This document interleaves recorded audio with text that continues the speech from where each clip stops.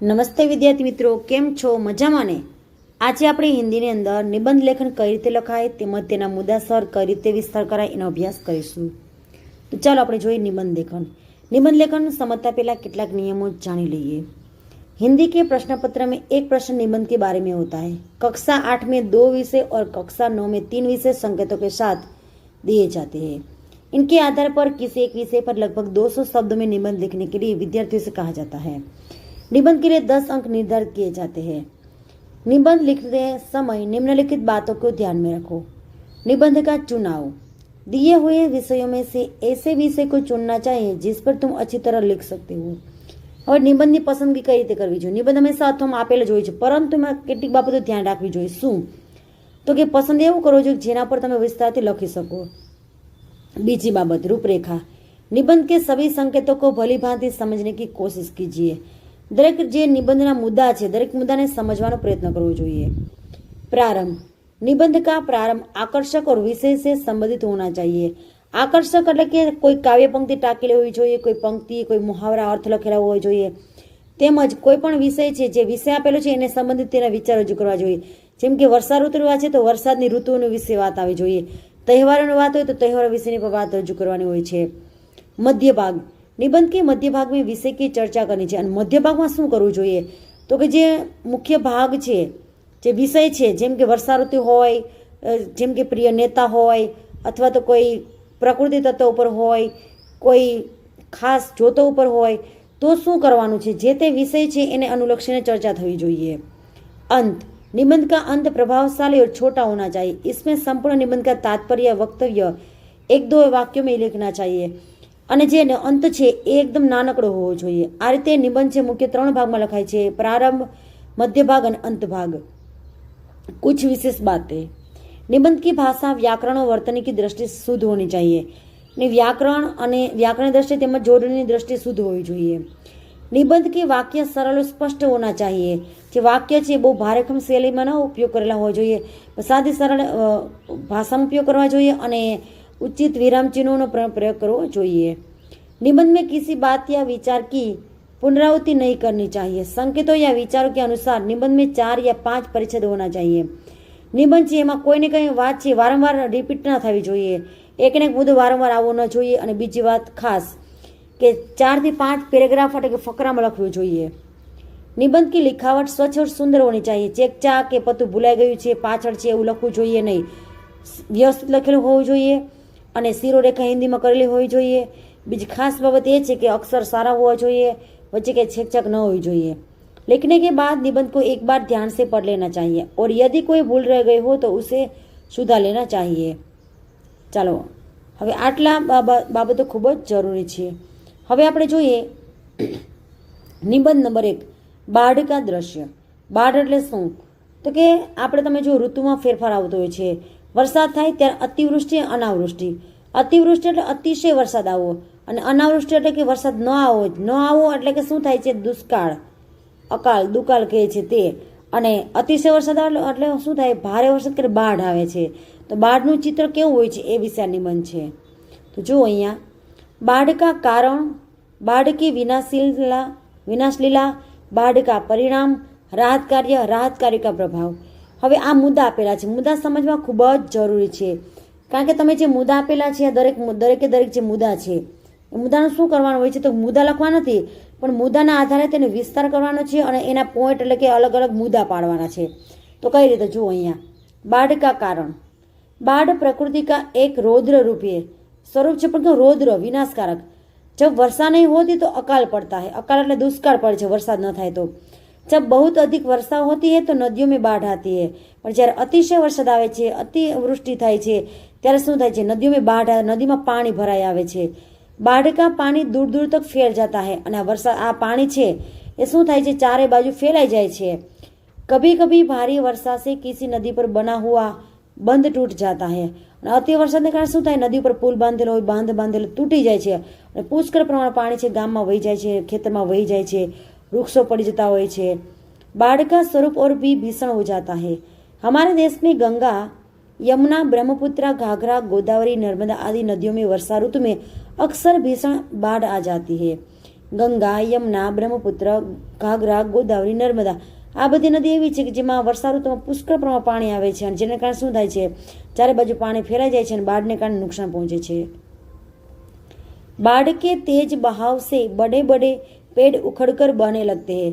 શું થાય છે, વધારે પડતા વરસાદને કારણે શું થાય છે, તો કે મોટા મોટા વૃક્ષો હોય છે એ શું થાય છે, મોટા મોટા વૃક્ષો તો કે મોટા મોટા જે વૃક્ષો છે એ એકદમ શું થઈ જાય છે, તો કે જે મોટા મોટા વૃક્ષો છે એકદમ પડી જાય છે એટલે શું થાય છે, ચારે બાજુ પાણી ફેલાઈ જાય છે અને નુકસાન પહોંચે છે. સેંકડો મનુષ્ય ઓર જાનવરો કી જાને ચલી જાતી હૈ. કેટલાક માણસો તણાઈ જતા હોય છે, જાનવરો પણ ડૂબી જતા હોય છે. મકાનો કે ગિરને સે લોગ બેઘર હો જાતે અને શું થાય, મકાન પડી જાય, લોકો ઘરમાંથી બેઘર થઈ જાય છે, મકાન કાચા મકાન પડી જાય, ઝૂંપડા પડી જાય એટલે પછી ઘર વગરના બની જાય છે. હો જાતે હૈ ઓર દાને દાને કો તરસને લગતે એટલે કે પોતે અનાજ ખોરાક માટે તરસતા હોય છે, કારણ કે ભૂખ્યા તરસ્યા ભટકવું પડતું હોય છે. બાઢ સે સડકે તૂટ જાતી હૈ ઓર રેલ કી પટરિયા ઉખડ જાતી હૈ. આ અતિ વરસાદને કારણે ભારે સેલ માત્રને કારણે રેલને કારણે શું થાય છે, સડકે તૂટ જતા રસ્તા તૂટી જાય છે, રેલ કી પટરિયા હોય પાટા હોય એ પણ ઉખડી જતા હોય છે અને રેલના અકસ્માતમાં વધતા જતા હોય છે. इससे यातायात ठप हो जाए, यातायात એટલે વાહન વ્યવહાર ઠપ થઈ જાય છે. बाढ़ का पानी उतरने पर जगह कीचड़ जमा हो जाता है અને પછી શું થઈ જાય, બાઢ જતું રહે, પાણી બધું જતું રહે પછી એની જગ્યાએ કીચડ કાદવ કીચડ થઈ જાય છે. ચારો ઓર ગંદકી ગંદકી ही दिखाई देती. ચારે બાજુ શું થાય છે, ગંદકી ફેલાય છે, બીમારી ફેલાય છે, કીચડ થઈ જાય છે. इससे जानलेवा बीमारियां फैलने का खतरा पैदा हो जाता है અને શું થાય, કીચડ કાદવને કારણે તો બીમારી ફેલાય છે, બધા બધા રોગ બને છે, પાણી ખરાબ થઈ જાય છે, પ્રદૂષિત થાય છે, લોકો બીમાર પડતા હોય છે. સરકાર બાढ़ पीड़ित को तुरंत सहायता पहुंचाती है. સરકાર શું કરે છે, જે બાઢ પીડિત છે, જે લોકો દુઃખી થયા છે વરસાદને કારણે પાણી કારણે એના ઘરમાં પાણી ભરાઈ ગયું હોય છે એને શું સરકાર સહાય પહોંચાડે છે. સામાજિક સંસ્થાએ બી સહાયતા કે લીએ આગે આતી. કેટલીક જે સામાજિક સંસ્થાઓ છે એ સંસ્થાઓ પણ કોઈને ફૂડ પેકેટ આપે છે, ખોરાક આપે છે, ધાબળા આપે છે, કોઈનું મકાન તૂટી ગયા હોય તેના માટે છતાંમાં બના પત્ર આપતા હોય છે, યોગ્ય પછી અમુક સમય પૈસા આપતા હોય, ખાવાનું આપતા, કપડાં આપતા હોય છે. इन संस्थाओं के स्वयंसेवक बाढ़ पीड़ितों की सहायता करने में जुट जाए. કેટલાક લોકો હેલિકોપ્ટરથી શું કરે છે, તો કે જ્યાં લોકોને પાણીમાં ખેંચી બહાર કાઢે છે, ઘણી જગ્યાએ લોકો ફસાઈ ગયા તો તેને બહાર કાઢે છે. बाढ़ से घिरे लोगों को नाव एवं हेलीकॉप्टर के द्वारा खाने पीने की चीज़ें पहुंचाई जाती है. सेवाभावी संस्थाएं प्रभावित लोगों में कपड़े और कंबल भी आदि बांटती है. कंबल એટલે કે જે ઓઢવાના જે ધાબળા હોય છે તે પણ બાંટતી હોય એટલે વેચતી હોય છે. તો વિદ્યાર્થી મિત્રો, તમે આ જોયું કે આની અંદર बाढ़ का दृश्य कैसे, बाढ़ का कारण શું છે, तो कि प्रकृति का रौद्र स्वरूप है. जब अति भारी मात्रा में बारिश होती है तब आप कहिए छे ना कि बाढ़ आती है और जगह जगह पानी भर जाता है, नदियों में बाढ़ आती है. पानी जैसे कि जो नीचे यानी कि जो जिनका विस्तार छोटा हो ऐसे विस्तार में ज़्यादा पानी भर जाता है. बाढ़ की विनाश लीला क्या होता है, मकान गिर जाता है, बंद टूट जाता है, घरों में पानी भर जाता है. ऐसा बाढ़ का परिणाम. राहत कार्य, स्वैच्छिक संस्थाओं जो राहत करती है, राहत कार्य का प्रभाव से क्या होता है, तो जिनसे मनुष्य को अपने घर में रहने का फिर मौका मिलता है, नए घर बनाती है, सरकार उनके लिए कुछ पैसे देती है. इस तरह बीजो निबंध છે વૃક્ષારોપણ. વૃક્ષારોપણ એટલે શું, વૃક્ષોનું આરોપણ કરવું, વૃક્ષોનું વાવેતર કરવું. વૃક્ષ मनुष्य के मित्र. वृक्षारोपण एक पुण्य कार्य. वृक्षारोपण से लाभ. भौगोलिक एवं वैज्ञानिक दृष्टि से वृक्षों का महत्व. वृक्षारोपण परम कर्तव्य. प्राचीन काल से ही वृक्ष मनुष्य के मित्र रहे. प्राचीन એટલે કે વર્ષોથી વૃક્ષ છે મનુષ્યનો મિત્ર રહ્યો છે. વૃક્ષને નીચે જ માણસોએ પોતાનું જીવન વિતાવ્યું હતું અને વૃક્ષનો ઉપયોગ કરતા હતા બળતણ તરીકે, ખોરાક તરીકે, ફૂલ તરીકે, છાંયડા તરીકે, ઘર બનાવવા માટે. આ રીતે વૃક્ષ માણસના જીવન એક અભિન્ન અંગ હતું. वृक्षों से मनुष्य को अनेक लाभ होते हैं. वृक्षों से मनुष्य ने अनेक प्रकार लाभ थाय छे. वृक्षों की अधिकता लोगों की सुख, सौभाग्य और समृद्धि की निशानी मानी जाती है. વધારે પડતા વૃક્ષોથી શું થાય છે, તો કે સુખ મળે છે, સૌભાગ્ય અને સમૃદ્ધિની નિશાની કહી શકાય કે જ્યાં વૃક્ષો વધારે હોય ત્યાં વરસાદ થાય છે અને સમૃદ્ધિ ગણાય છે એક પ્રકારની. કારણ કે ઘણા વૃક્ષો અતિશય આપણે ઉપયોગી બની રહેતા હોય છે, ઔષધિ તરીકે ઉપયોગી, છાંયડા તરીકે ઉપયોગી, વરસાદ લાવવા માટે ઉપયોગી, તેમજ કેટલીક જડીબુટી તરીકે પણ ઉપયોગી હોય છે. इसलिए वृक्षारोपण की बहुत महिमा बताई गई है. એટલા માટે વૃક્ષારોપણનું મહત્વ ખૂબ જ બતાવવામાં આવે છે. हमारे देश में पिछले कई वर्षों से वृक्षों की अंधाधुंधी कटाई हो रही है। ઘણા વર્ષોથી આપણે જોઈએ કે અત્યારે શહેરીકરણ વધતું ગયું છે, ગ્રામ્યકરણ ઘટતું ગયું છે. પરિણામ શું થાય છે? લોકોની વસ્તી વધવાને કારણે શહેરીકરણમાં શું વૃક્ષો કપાતા જાય છે અને ચારે બાજુ વૃક્ષો કપાયેલા જોવા મળે છે. ઘણીવાર કોઈ રસ્તો નીકળતો એને કારણે પણ ઘણા વૃક્ષો કપાતા હોય છે. इसके कारण आज बड़े बड़े जंगल साफ हो गए, જેને કારણે શું થયું? મોટા મોટા જંગલો પણ અત્યારે સાફ થઈ ગયા છે. और वृक्षों की सघनता में बहुत कमी आ गई है. હવે જે ગીચતા હતી એ પણ ઓછું થયું. ક્યાંક ક્યાંક વૃક્ષો જોવા મળે છે. વૃક્ષો के अभाव से वर्षा की मात्रा कम हो गई है. અને વૃક્ષો ના હોય તો શું થાય? વરસાદ પણ નથી હોતો, જેને કારણે વૃક્ષો વગર વરસાદ આવતો નથી અને કારણે શું થાય? ધરતી પર પાણીની કમી ઊભી થઈ છે. अब ज़्यादा से ज़्यादा वृक्ष लगाने की कोशिश की जा रही है. હવે દરેક વ્યક્તિ પોતાના જન્મદિવસ ઉપર એક વૃક્ષ ઉગાડે છે. આમ લોકો સૌથી વધારે વૃક્ષો વાવે એ રીતે વૃક્ષોના છોડ પણ દાન કરવામાં આવે છે. વૃક્ષારોપણ કાર્યક્રમ ગોઠવવામાં આવે છે, જેથી કરીને વૃક્ષો વાવવાથી શું થાય છે? વરસાદ લાવી શકાય અને પ્રકૃતિને, પર્યાવરણને બચાવી શકાય. नया वृक्ष लगाकर उसकी देखरेख करना किसी बच्चे को गोद लेकर उसका पालन पोषण करने के बराबर है. કોઈ પણ વૃક્ષ વાવવું, ઉગાડવું, એની દેખરેખ રાખવી એ નાના બાળકને કેમ ખોળામાં લે એટલે પાલન પોષણ કરતા એ રીતે બરાબર છે. વૃક્ષારોપણ કો એક પુણ્ય કાર્ય માના ગયા है. વૃક્ષારોપણ છે એને એક પુણ્ય અને શ્રેષ્ઠ કામ માનવામાં આવે છે, કારણ કે તેનાથી ઘણા ફાયદા થાય છે. वृक्षारोपण से अनेक लाभ होते हैं. वृक्षों के बढ़ने और फलने फूलने से निर्जन स्थान भी हरे भरे और सुंदर बन जाते हैं. निर्जन એટલે કે જ્યાં લોકોનો વસવાટ પણ ન હોય એવી જગ્યા પર શું થઈ જાય છે? હરે ભરે ઓર સુંદર બન જાતે સ્થાન. એ પછી વૃક્ષો હોય ત્યાં બગીચા બને છે, લોકો ત્યાં બેસવા જતા હોય, ફરવા જતા હોય અને હરિયાળું વાતાવરણ થઈ જતું હોય છે. વૃક્ષો की हरियाली मन को प्रसन्नता से भर देती है. કોઈ પણ માણસ છે પ્રકૃતિ વગર દૂર રહી શકતો નથી. પ્રકૃતિ માણસના જીવનનો અભિન્ન અંગ છે. હરિયાળી છવાયેલી વિસ્તારમાં હંમેશા આપણે રહેવું ખૂબ જ ગમતું હોય છે. વૃક્ષો की शीतल छाया गर्मी की दोपहर में सुख शांति प्रदान करती है. અને વૃક્ષોની હરિયાળી શું કરે છે? તો કે આપણને શીતળ એકદમ ગરમીમાં પણ ઠંડકતા આપે છે અને બપોર પછી સુખ શાંતિ આપે છે. વૃક્ષ કે પત્તે એટલે કે પાંદડા, ફૂલ, ફળ સબ હમારે કામ આતે. પાંદડા તમે જો ખાતર બનાવવા માટે ઉપયોગ થાય છે, ઘણા તોરણ બનાવવા માટે ઉપયોગી થાય છે, કોઈ ઔષધિ તરીકે ઉપયોગી થતા હોય છે. ફૂલ છે એ સુશોભન માટે ઉપયોગી થાય છે, ભગવાન ચઢાવવા માટે ઉપયોગી થાય છે. ફળ છે એ ખોરાક તરીકે ઉપયોગ લઈ શકાય છે. वृक्षों से हमें कागज, दिया स्लाई, गोंद, लाख तरह तरह की दवाइयाँ तथा तेलों की प्राप्ति होती है. કાગળ બને છે, દિયાસળી એટલે દિવાસળી બને છે, પછી ગોંદ, બેટદડા, પછી લાખ એમાંથી નીકળે છે, પ્રવાહી તરીકે ઉપયોગમાં લેવા લાખ કહેવાય. પછી એમાંથી ગુંદ નીકળતો હોય છે. પછી અનેક પ્રકારની દવા બને છે, તેલ પણ મળે છે. આ રીતે ભૌગોલિક और वैज्ञानिक दृष्टि से भी वृक्षारोपण का विशेष महत्व है. અને ભૌગોલિક અને વૈજ્ઞાનિક દ્રષ્ટિકોણથી જોઈએ ને તો પણ વૃક્ષનું ખૂબ જ મહત્વ છે. વૃક્ષો से वायुमंडल शीतल व शुद्ध रहता है. પર્યાવરણ શુદ્ધ રહે છે. વાતાવરણને આપણે કંઈ વૃક્ષો ઓક્સિજન આપે છે, જેને કારણે વાતાવરણ શુદ્ધ રહે છે. वृक्षों के आकर्षण से ही बादल खींचे चले आते हैं. અને વૃક્ષોથી શું વરસાદ આવે છે, जिसमें बरसात होती है. खेत के चारों ओर पेड़ लगाने से खेत में मिट्टी की रक्षा होती है. અને જે જમીન ધોવાણ છે એ વૃક્ષોથી અટકાવી શકાય છે. નદી के किनारे लगाए गए पेड़ उसके किनारे के कटाव को रोकते हैं. જે મેં આગળ વાત કરી એ પ્રમાણે કે વૃક્ષારોપણથી શું થાય છે તો કે જે ધોવાણ અટકાવે છે અને આગળ વધતું અટકાવે છે. सड़कों के किनारे पेड़ लगाने से सड़कों की शोभा बढ़ती है. रस्ता पर बनने बाजू वृक्षो હોય તો શું શોભા વધારે છે, આપણે કે ગાંધીનગરના પાટની જેમ. और राहगीरों को सुखद छाया मिलती है. જે મુસાફરો છે એને એકદમ સુખદ શાંતિ અને છાયા મળતી હોય છે. वृक्षारोपण हमारा परम कर्तव्य है. वृक्ष लगाकर हम अपने और समाज की सेवा करते हैं. એક પરમ પવિત્ર કર્તવ્ય પણ છે અને આપણે સમાજની સેવા કરી શકીએ છીએ. વૃક્ષારોપણ દ્વારા પ્રાણી જીવન को स्वस्थ सुंदर सुखमय बनाया जाता है. પ્રાણી જીવન છે એને પણ સુંદર બનાવી શકાય છે, સ્વસ્થ બનાવી શકાય છે, સુંદર બનાવી શકાય છે, આનંદની અનુભૂતિ કરી શકાય છે. વૃક્ષ અમારે જીવન की प्रथम आवश्यकता है. આપણા જીવનની મુખ્ય એક આવશ્યકતા છે.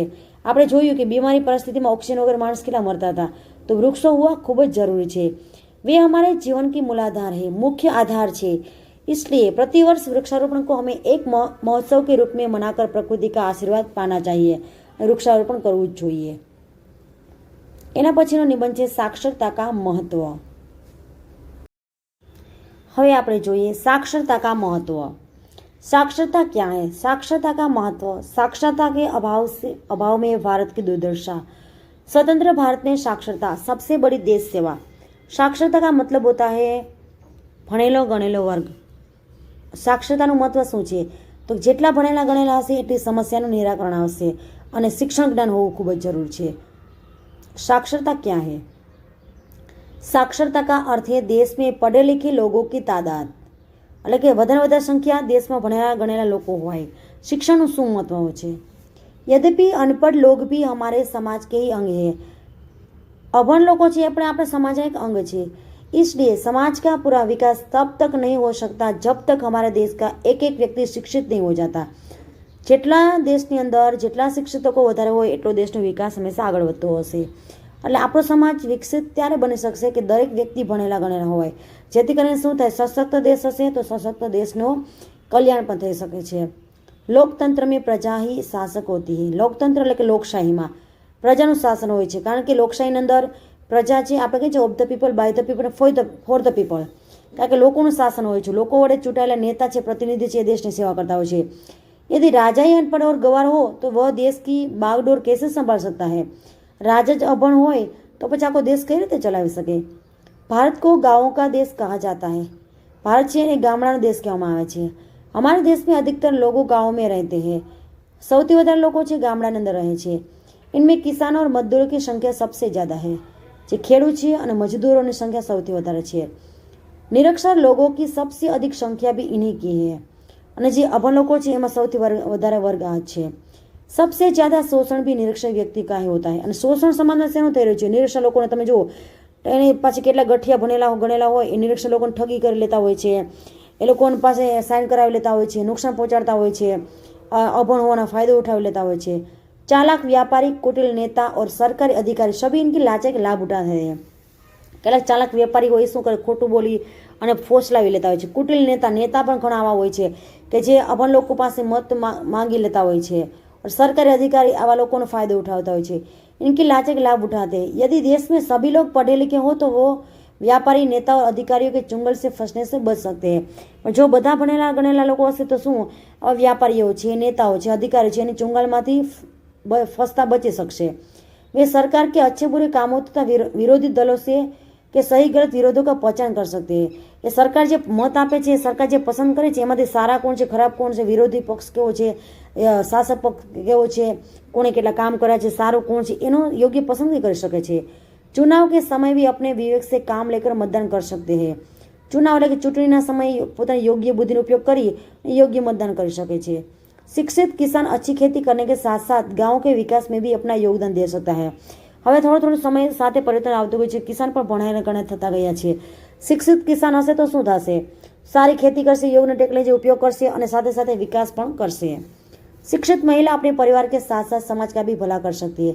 जो स्त्री ભણેલી ગણેલી હશે તો પોતાના પરિવારને વિકસિત કરશે, સમાજને ભલું કરી શકશે। साक्षरता के अभाव में हमारे देश के किसान तथा मजदूरों सदियों से अज्ञान और अंधविश्वास में डूबे हुए हैं। સાક્ષરતાના અભાવને કારણે શું થયું? આપણા દેશની અંદર કેટલાક ખેડૂતો છે, મજદૂરો છે, કેટલાક લોકો વર્ષોથી અંધવિશ્વાસમાં ડૂબેલા છે। તમે જો અંધવિશ્વાસને કારણે શું થાય છે, કેટલાક લોકો નવી વિજ્ઞાન ટેકનોલોજી આવિષ્કાર સ્વીકારી શકતા નથી। એટલું જ નહીં પણ અંધશ્રદ્ધા, વહેમમાં, ભૂવામાં આવી બધા લાગી જતા હોય છે। પરિણામે શું થાય છે કે એ ડોક્ટરી, મેડિકલ કે આ બધાથી દૂર રહે છે અને પરિણામે કેટલાક રોગનો ભોગ બની જતા હોય છે। उन्हें अपने देश के गौरव का ज्ञान नहीं है। अज्ञान के कारण आज भी उनमें तरह तरह के अंधविश्वास पाए जाते हैं। अलग प्रकार अंधविश्वासों एनी अंदर जोवा मळे छे અને अंधविश्वासने कारण तेनो भोग पण बनतो होय छे। आज़ादी मिलने के बाद हमारी सरकार ने साक्षरता के प्रसार के लिए कई योजना शुरू की है અને આઝાદી પછી 1947 પછી આપણા દેશની અંદર સાક્ષરતાનું પ્રમાણ વધે એ માટે સાક્ષરતા મિશન ઘણી બધી યોજનાઓ સરકાર બહાર પાડી હતી। પ્રૌઢ શિક્ષા, જે લોકો મોટા છે 15 થી 35 વર્ષ સુધીના લોકોને રાત્રિ શાળા ભણાવી શકાય એના માટે પણ શાળા ખોલવામાં આવી હતી। ભરપૂર પ્રયત્ન किए जा रहे हैं। जगह जगह रात्रिकालीन पाठशाला शुरू हो છે। કેટલી જગ્યાએ રાત્રિને ભણાવવામાં આવે છે અને શિક્ષિત કરવામાં આવે છે। ગામ ગામે સાક્ષરતા અભિયાન ચલાવી जा रहे हैं અને દરેક ગામની અંદર સાક્ષરતા અભિયાન ચલાવવામાં આવે છે। पंचायत घर में पुस्तकालय वाचनालय खोलाई गई है અને પંચાયત જેની અંદર કેટલાક પુસ્તકો વાંચવા માટેના પુસ્તકાલય પણ ખોલવામાં આવે છે, જેથી કરી લોકો વાંચશે તો શું થશે, શિક્ષિત બની શકશે। साक्षरता आंदोलन आज के युग की मांग है। અત્યારના યુગની સૌથી મહત્વની કોઈ બાબત હોય છે તો સાક્ષરતા હોવું જરૂર છે। हर व्यक्ति को इस अभियान से सहयोग देना चाहिए અને દરેક વ્યક્તિએ તેમાં સહકાર આપવો જોઈએ। इससे उत्तम देश सेवा शायद ही कोई हो। आती मोटी बीजा कोई सेवा हो सके नहीं। हर शिक्षित व्यक्ति यदि एक अनपढ़ आदमी को पढ़ना लिखना सिखा दे तो देश में निरक्षरता का नामो निशान नहीं रहेगा। एक भणेलो આપણે કહીએ છીએ કે દિવ્ય દીવો પ્રગટાવીએ, અભણને ભણાવીએ। જે લોકો છે ભણેલા ગણેલા છે આવા લોકોને શિક્ષિત બનાવી શકાય છે। હવે જોઈએ નિબંધ માતૃપ્રેમ। આપણે ગુજરાતીમાં પણ જોઈએ છીએ અને હિન્દીમાં પણ એ જ જોઈએ છીએ। मातृप्रेम, माता की ममता। पशु पक्षियों में भी मातृप्रेम मातृस्नेह अद्वितीय। मातृप्रेम प्रिय पितृप्रेम से तुलना। मातृप्रेम का प्रभाव अनुभव मातृप्रेम। जननी यानी या माता शब्द का उच्चारण करते ही आंखों के सामने एक ऐसी दिव्य मूर्ति खड़ी हो जाती है जिसकी माया ममता का कोई छोर और छोर नहीं। माता की गोद में बैठने का सुख त्रैकोल्य के राज्य सिंहासन पर बैठने के सुख से भी बढ़कर है। माताना खोड़ाમાં બેસવાનું સુખ કેવું છે? ત્રિલોકના નાથ રાજ સિંહાસન છે ને ઇન્દ્રના સિંહાસન ઉપર, સ્વર્ગના સિંહાસન ઉપર, એનાથી પણ વધારે બેસવાનું સુખ અહીંયા આપણે માતાના ગોદમાં મળે છે। माता का स्नेह, माता का स्नेह स्वाभाविक होता है। पशु पक्षियों में भी अनन्य मातृ प्रेम के अनेक उदाहरण मिलते हैं। बंदरिया अपने बच्चे को सदा अपने पेट से चिपकाए रहती है। वांदरियों તમે જો એને પોતાના બચ્ચાને પોતાની સાથે રાખે છે। बिल्ली अपने बच्चों को मुंह में दबाकर सुरक्षित स्थान में ले जाती है। બિલાડી પોતાના બચ્ચા હોય છે અને મોંમાં દબાવીને સુરક્ષિત જગ્યાએ લઈ જાય છે, પર બચ્ચે કે શરીર પર આપણે દાંતો કે એક ખરોચ તક નહીં પડને દેતી, પણ તેનાથી દાંતનું કોઈ પણ એના પોતાના બચ્ચા નુકસાન પડતું નથી। કંગારો अपने बच्चे को पेट की थैली में रखती है। કાંગારૂ પોતાના પેટની અંદર માદા પોતાની સ્ત્રી અંદર બચ્ચાને રાખે છે। ગૈરૈયા स्वयं भूखी रहकर भी अपने बच्चों को चुगाती है। અને ચકલીઓ તમે જો પક્ષી નાની નાની ચકલીઓ શું કરે છે? પોતે ભૂખી રહીને પોતાના ચાંચથી પોતાને બચ્ચાને ખવડાવે છે। यदि नहीं कई बार पशु पक्षी अपने बच्चों की रक्षा के लिए अपनी जान तक कुर्बान कर देते हैं। હવે શું કહે છે? मातृप्रेम, मातृप्रेम की तुलना में संसार के सारे प्रेम और रिश्ते नाते फीके पड़ जाते हैं। સંસારની અંદર સૌથી કોઈ વિશેષ પ્રેમ હોય તો મા સાથેનો પ્રેમ છે, એની પાસે બધા જ સંબંધો છે ઝાંખા પડી જાય છે। जब बच्चा रोता बिखलाता है तो या कभी ठोकर खाकर भूमि पर गिर पड़ता है तब माँ उसे कितने दुलार से उठाती है। જ્યારે બાળક ઠોકર ખાઈને નીચે પડી જાય છે તો તરત જ માતા ઊભી થઈ જાય છે, તો माँ उसे कितने दुलार से प्यार થી ઊભો કરે છે और चूम चाट कर उसका मन बहलाती है અને ચુમ્મા કરી એટલે કે વહાલું કરી અને તેને ફોસલાવે છે। चाहे बच्चा निकम्मा कुरूप मंदबुद्धि पंगु अंधा या गूंगा क्यों ना हो। નિકમ્મા એટલે કે કામ વગરનું એકદમ તોફાની કદરૂપો મંદબુદ્ધિનું अपंग હોય, आंधड़ो હોય કે બેરો હોય તો ગમે તેવો કેમ ના હોય, फिर भी उसके प्रति माता के प्रेम में कभी कमी नहीं आती। माता जिस प्रकार सुंदर होनहार बच्चे का पालन पोषण करती है उसी प्रकार साधारण बच्चों का भी करती है। જે પ્રમાણે માં પોતાના હોશિયાર બાળકોનું પાલન પોષણ કરે છે એવા જ પોતાના સામાન્ય બાળક પર એ જ રીતે તેની સેવા ચાકરી કરતી હોય છે। बालक के रोगग्रस्त होने पर माता उसकी देखभाल में दिन रात एक कर देती है। जो बाळक रोगग्रस्त હોય, બીમારીથી પીડાતું હોય તો એને સાજો કરવા માટે માતા રાત દિવસ એક કરી દેતી હોય છે। पिता का स्नेह बहुत बदले में कुछ पाने की आशा रखता है। અને પિતા કા સ્નેહ, પિતાનો પ્રેમ છે એક વધારે પડતો એને બદલામાં કાંઈક ને કાંઈક પામવાની ઈચ્છા રાખે છે। वह पुत्रों को इसलिए पालन पोषता और पढ़ाता लिखाता है कि बुढ़ापे में वह घर का उत्तरदायित्व संभाल सके और उसकी सेवा करे। કે શું કહે છે કે મોટો થાય બાળક પછી એને ભણાવે ગણાવે એટલા માટે કે જ્યારે પિતા વૃદ્ધ થાય તો તેની જવાબદારી બધી સંભાળી લઈએ। पुत्र निकम्मा या कपूत निकल जाए तो हो सकता है पिता उसे घर से निकाल दे या उसकी शिक्षा दीक्षा में पैसा खर्च करने में साफ इनकार कर दे।